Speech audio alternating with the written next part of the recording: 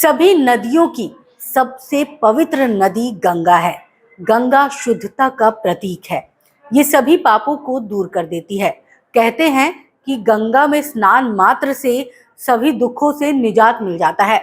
गंगा का जल इतना पवित्र और इतना शुद्ध होता है कि इसे सालों तक आप अपने घर में भी रख सकते हैं। ये जल खराब नहीं होगा।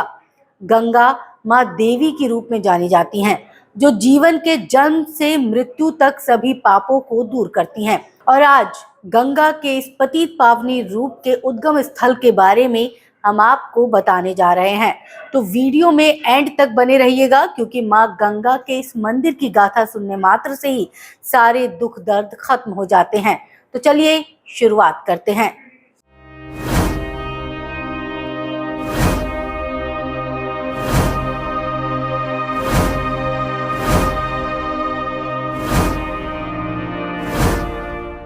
हिमालय के भीतरी क्षेत्र में गंगोत्री धाम सबसे पवित्र तीर्थ स्थान है, जहां गंगा जीवन की धारा पहली बार पृथ्वी को स्पर्श करती है।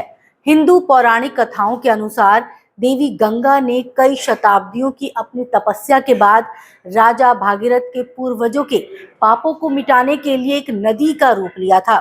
भगवान शिव ने मां गंगा के गिरने के अपार प्रभाव को कम करने के लिए अपने उलझे हुए बालों में मां गंगा को प्राप्त किया।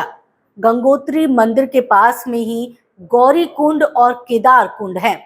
मंदिर से 19 किलोमीटर की दूरी पर स्थित है गौमुख, जो भारत की पवित्र कहे जाने वाली गंगा नदी का उद्गम स्थल है। ये वो स्थान है जहां से गंगा सबसे पहले हिमखंड के गर्भ से बाहर निकलती है और अपनी महायात्रा का आरंभ करती है।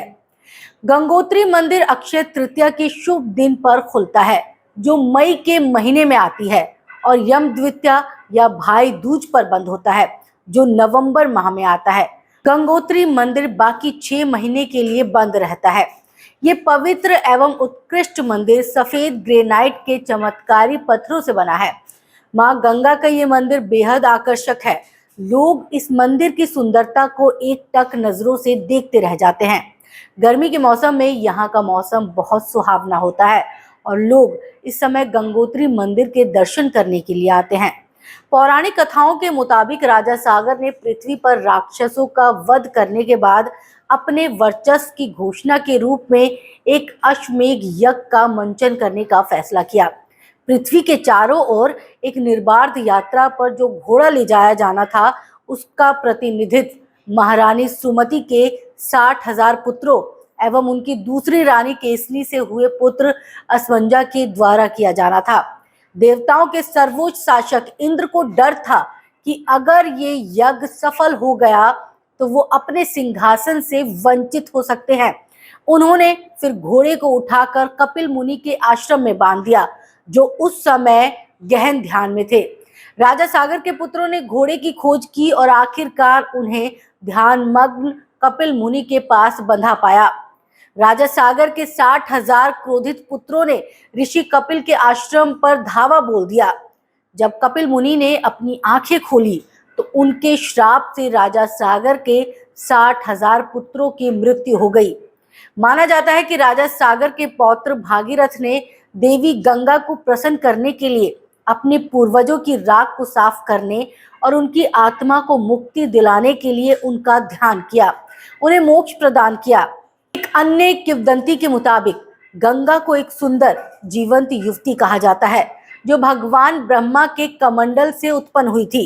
गंगा के जन्म के बारे में 2 संस्मरण है। एक के अनुसार भगवान ब्रह्मा ने भगवान विष्णु के पैरों को धोया था और इस पानी को अपने कमंडल में एकत्र किया, क्योंकि उनके वामन रूप में पुनर्जन्म से राक्षस बाली से ब्रह्मांड को छुटकारा दिलाया था। एक और किंवदंती है कि गंगा एक मानव रूप में पृथ्वी पर आई और राजा शांतनु से विवाह किया, जिसके साथ उनके पुत्र पैदा हुए, जिनमें से सभी को उसने अस्पष्ट तरीके से नदी में फेंक दिया। 8वां पुत्र भीष्म राजा शांतनु के हस्तक्षेप के कारण बच गया। हालांकि गंगा ने फिर उसे छोड़ दिया। भीष्म महाभारत के भव्य महाकाव्य में एक महत्वपूर्ण भूमिका निभाते हैं। भागीरथी नदी के दाईं और देवी के लिए समर्पित गंगोत्री का मंदिर है। 3042 मीटर की ऊंचाई पर स्थित गंगोत्री मंदिर का निर्माण 18वीं शताब्दी की शुरुआत में एक गोरखा कमांडर अमर सिंह थापा द्वारा किया गया था। तो कैसी लगी आपको हमारी ये पेशकश, कमेंट करके जरूर बताइएगा। तब तक के लिए दीजिए इजाजत और देखते रहिए भारत आज।